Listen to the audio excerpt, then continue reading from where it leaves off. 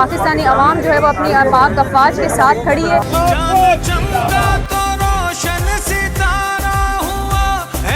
मार्का हक की सेलिब्रेशन को हम लोग सेलिब्रेट कर रहे हैं।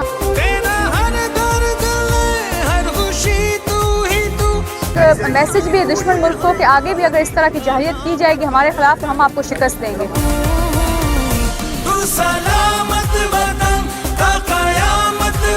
मार्का हक की सेलिब्रेशन को हम लोग सेलिब्रेट कर रहे हैं और आप देख सकते हैं कि आज एसडीपीओ कैंट ऑफिस से प्रेस क्लब हैदराबाद तक एक रैली निकाली गई है जिसमें डिस्ट्रिक्ट पुलिस भी मौजूद है और बिजनेस कम्युनिटी लोकल्स भी मौजूद हैं। इस रैली का मकसद यही है कि पाकिस्तानी अवाम जो है एक मैसेज देना है इस रैली के थ्रू।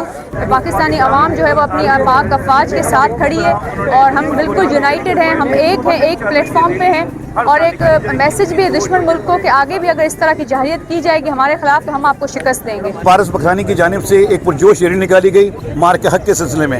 ये साबित किया गया कि पाकिस्तान की अवाम, पाकिस्तान की पुलिस, पाकिस्तान के हर इदारे के लोग, चाहे वो बिजनेस कम्युनिटी से हों, किसी भी कम्युनिटी से हों, वो अपनी पाकिस्तान की अफवाज के साथ है।